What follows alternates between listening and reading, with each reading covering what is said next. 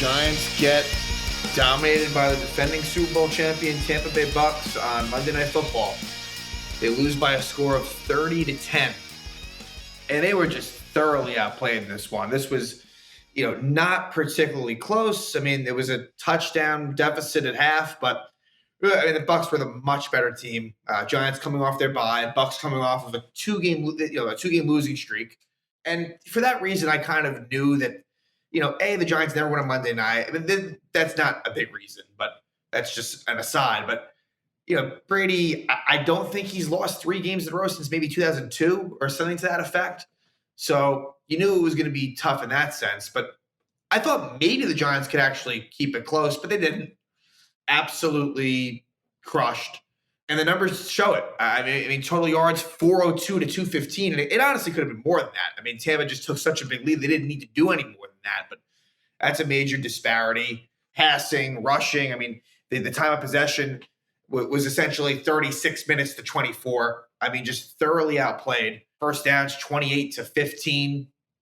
Tampa Bay 6 for 13 on third downs. Giants 1 for 9 on third downs.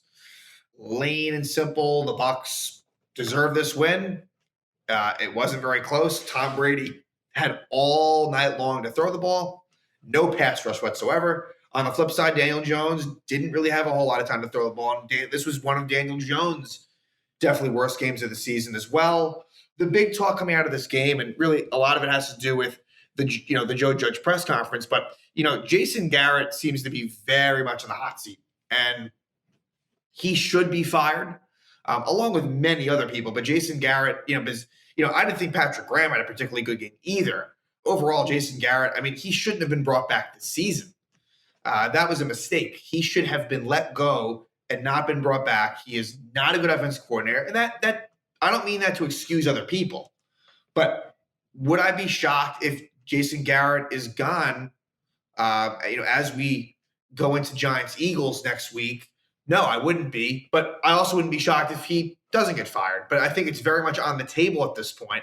And I must say, as someone who, as I've been for the most part, kind of preferring to lose than to win, because I just think that this whole situation is a mess, and I would just prefer it to clean house completely. I do kind of wish that they would wait to fire Garrett after the season. I do think that if you get rid of Garrett, I think that probably helps the Giants. But the damage is so far gone. They're 3-7. If they had somehow won this game, they honestly would have had, and that's just it right there. If they had won this game, they might have had a chance to really be in that discussion to make the playoffs. Those 2 last wildcard spots are very much in play, but this is what the Giants do. As soon as anything becomes somewhat close, they'll lose it. So that's why you can book. They are going to for sure win a lot of meaningless games down the stretch. And that's going to be frustrating. But, they should lose more than they win. This is just not a good football team. And for people to have thought, they're going to win this game. I'm sorry. I know it's easy to say that now, but all you did recently was you beat a Carolina team with Sam Darnold, the quarterback, and you beat the Raiders, who have been a complete free fall. And I think when it's all said and done, they're going to have a not so great record. Those are not anything special wins at all. And in those games, the offense did nothing. In both those games, the offense did absolutely nothing. The defense played very well in both of those games. But in this game, the defense did not play well. That started out right away. Logan Ryan was out due to COVID. But other than that, other than the obvious stuff like Blake Martinez being out for the season and some other injuries, I guess Lorenzo Carter and O'Shane Ximines didn't play. Not like they would have done a whole lot of anything anyway. Let's make that abundantly clear. It was really a situation where the Bucs got the ball first, and they just drove the field very, very easily. And really, in this game, when I think about it, it was Brady just kind of mixing it around. Mainly Mike Evans, Rob Gronkowski, Chris Godwin, and Leonard Fournette out of the backfield. Those were the main targets for Tom Brady. It was a very effective passing attack. As again, Brady had all time to throw. Every play the Bucs did on that first drive was a positive for them. There was not one time. It was first down at the first down, and eventually it would be Brady to Chris Godwin, a 13-yard touchdown. And there you go. The Giants, in typical Giant fashion, they would move the ball down the field, but they would settle for 3 because once the Giants get in the red zone, they don't get touchdowns. They are the worst team in the NFL in terms of touchdown percentage when getting to the red zone. And what happened, penalties got the best of them. Will Hernandez with a false start, and it was a really rough game for Will Hernandez. I mean, that's a guy who, he's probably like done as a Giant after the season. I wouldn't be surprised by that. Really wouldn't be. And that was a top end second round pick. I mean, he was like a top 35 or so pick, and he has not panned out. And so the Giants, they settle for a 37-yard field goal, which you can't do. And what does Tampa do? They get a field goal of their own on an 18-play, 79-yard drive that went about 8 minutes. Tampa Bay converting a couple of third downs, one in which Tom Brady actually scrambled for a 10-yard run to take Crowder, just kind of, it wasn't an easy play for Crowder necessarily, but he whiffed. But they would stop Tampa and hold them to that field goal. And then the Giants go 3 and out. And really, like, the Giant offense just did not do anything at all. So it's 10-3 at this point.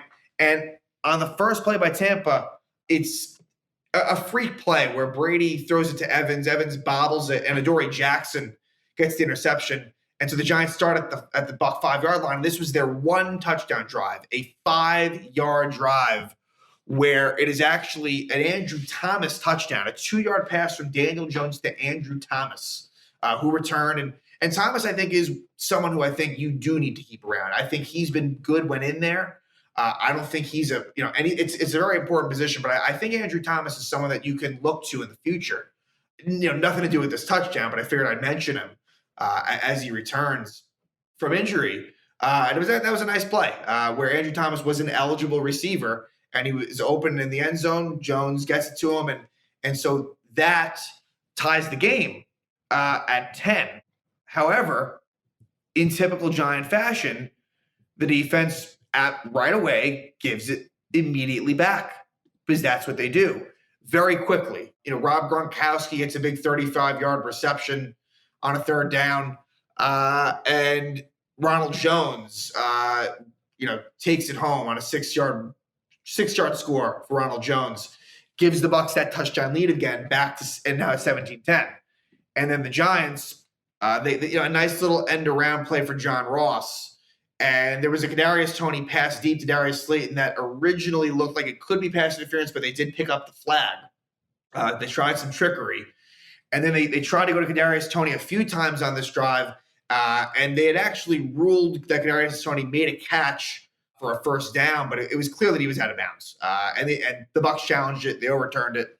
And so the Giants would punt it away. And the Bucs, it seemed like maybe they were going to drive to score more, extend the lead, but they did not.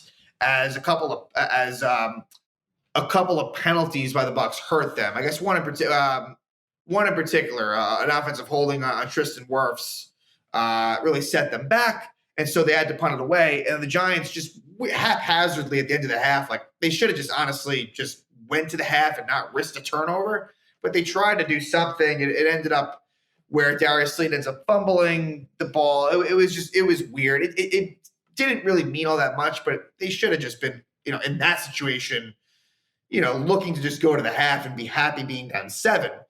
But the Giants get the ball to start the second half, and they do basically nothing. Kyle Rudolph does get a 20-yard catch on that play, and Kyle Rudolph doesn't usually do a whole lot of anything. And, of course, he gets hurt on that play, leaves the game with an ankle injury.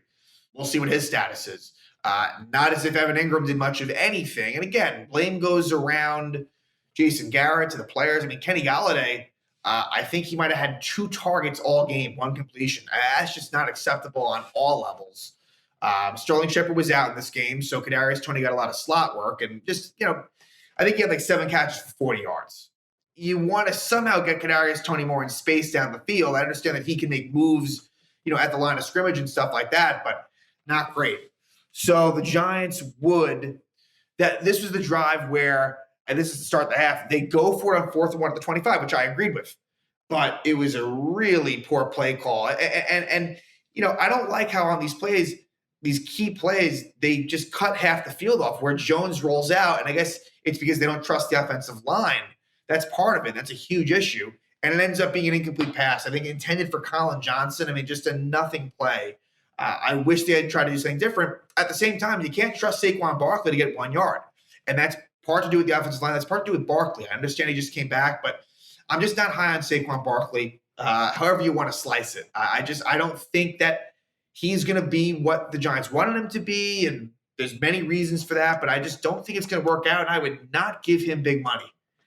I would much rather walk away from that. I don't think – I mean, look, Devontae Booker was a lot more explosive than Saquon, and maybe Saquon will get going as, he gets more involved. But just, wasn't overly impressed, but I'm not surprised by that either. So a big 4th-and-1 miss there for the Giants, which then leads to the Bucs getting a 10-play, 74-yard drive. This was a pretty easy – once Mike Evans gets a 17-yard catch on a 3rd and 11, I mean, just ridiculous. James Bradbury was playing way off him. And with Bradbury, it's been a very disappointing second year. He was unbelievably good in year 1 as a Giant, not so good in year 2. And from there, it became very easy. And on a 3rd and goal at the 5, it's a Mike Evans touchdown, 5-yard touchdown for Evans. And so right there, it is 24-10 Bucs. Right. I mean, you knew that they weren't going to come back, but it gets worse. On the next drive, it would be a Daniel Jones interception. It was just ugly. It was just really ugly. There was no one open, and he gets picked off by Steve McClendon, who's a defensive lineman, and just inexcusable. It was ugly. It's an ugly all around, but, Jones, it was not a good night for Daniel Jones. That would result in the Bucs getting a field goal. Ryan Succop, 40-yard field goal, makes it 27-10. And there's not a whole lot else to talk about here. Giants punt, Bucs punt, and then it's another interception by Daniel Jones on a pass intended for Darius Slayton. It was a pass that was deflected and intercepted by the Buccaneers, which would then lead to another Buccaneer field goal, Ryan Succop, and then it's just punts and a whole lot of nothing. Brady would be taken out of this game in the 4th quarter. It was that much in hand, and the Bucs win it 30-10. Just, the Giants continue to do what they do. They're a losing football team. And I know that they're going to win some more games down the stretch here just to, piss me off, because that's what they do. But just really bad. I mean, like I said, Kenny Golladay, 2 targets, 1 catch for 12 yards, 2 targets. That's completely unacceptable. Evan Ingram, we know what that's all about, but 2 catches for 12 yards for Evan Ingram. Saquon Barkley, 6 carries, 25 yards, just couldn't get anything going on the ground because they were in comeback mode the whole time. Just simply bad football. And I wonder what happens from here. Again, I think what the story is going to be is, does Jason Garrett get fired? That will be interesting for sure. So again, Giants lose to the Bucs 30-10 on Monday Night Football. Luckily, this is the Giants' last primetime game of the season, so don't have to be embarrassed on national TV anymore. And so, Giants 3-7, just as they were last year, and just as it seems like they basically are every year for the last 5 or so years.